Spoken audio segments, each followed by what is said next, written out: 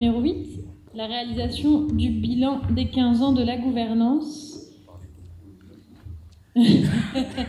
avec le docteur Bizio et monsieur de Courcelles, qu'on remercie par avance de ne pas prendre 15 ans pour faire la restitution. Nous allons prendre 15 secondes. On n'a pas beaucoup écrit, du coup, c'est pour ça on savait déjà qu'on aurait beaucoup moins de temps. Bon, en plus c'est assez petit, mais je remercie Benjamin Dervaux d'avoir écrit de sa belle écriture. Donc en gros, et sans aucune censure de ma part, ce qui est ressorti, c'est la nécessité de mettre en place des instances, je dirais, d'échange et de partage entre professionnels, qu'ils soient cadres supérieurs de santé. Ça a commencé un petit peu avec le comité des effectifs, mais pour d'autres objectifs, mais que l'on pourrait également dupliquer pour les cadres administratifs et également au niveau des directions fonctionnelles, où il y a parfois, je dirais, un manque de connaissance des projets polaires, ce qui peut parfois poser question ou crispation, dans la mesure où dès que le projet est validé par le directoire, le pôle arrive et les directions parfois ne sont pas au courant. Donc il y a là ces sujets-là, je pense, à mettre en place et à construire ou à co-construire à tout le moins.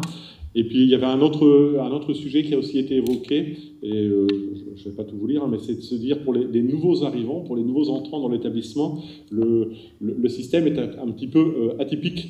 Et parfois, ils ont du mal à appréhender un petit peu son mode de fonctionnement, et ce serait donc un petit peu qu'ils puissent bénéficier d'un circuit initiatique ou d'une formation à notre mode de pilotage et de gouvernance.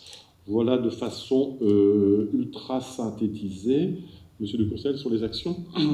Sur les actions, effectivement, on avait identifié 3, mais bon, après, ça reprenait effectivement des choses qui avaient été mentionnées au préalable par rapport au constat qu'on avait pu faire et les objectifs qu'on se fixait. Donc il y avait la question tout simplement d'une meilleure peut-être articulation entre les différents plans d'équipement sur des éléments pour lesquels on se rend compte parfois qu'il y a chacun forcément à ses propres demandes. L'idée c'est qu'on puisse avoir cet effort de mutualisation au niveau de l'établissement pour améliorer et peut-être rationaliser justement aussi nos commandes.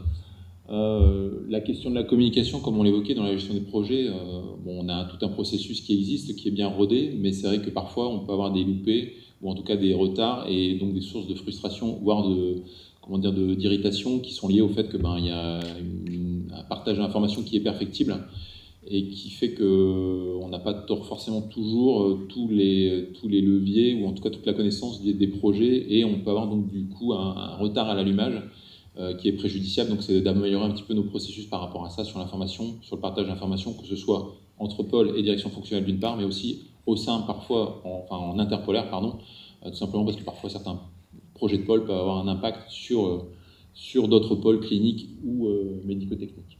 Et donc effectivement la question de la comitologie, même si on veut éviter de créer de multiples comités, c'est aussi tout simplement d'avoir des instances d'information pour les cadres administratifs, les cadres soignants, puisque tout simplement il y a déjà cette action qui existe au niveau des chefs de pôle avec la conférence des chefs de pôle qui permet déjà ce partage.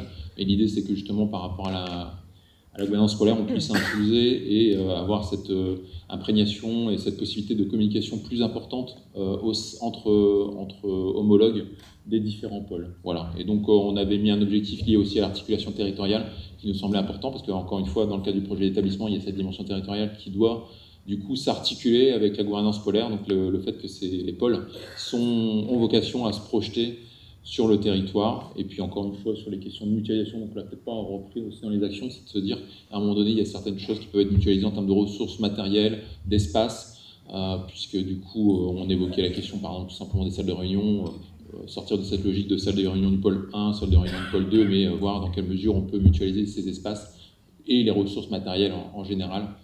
Voilà, dans la mesure où on est sur des choses qui permettent d'améliorer l'efficience de nos organisations. Voilà. Est-ce que je suis trop long? Ouais, attendez, je suis intarissable. Dernier petit sujet qui avait été évoqué, c'était un petit peu sur la documentation et sur les lignes de partage entre ce qui revient en direction fonctionnelle et ce qui revient en pôle.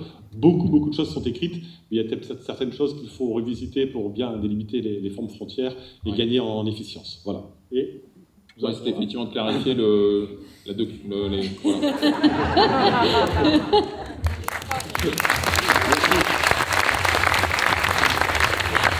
Merci beaucoup à tous les deux.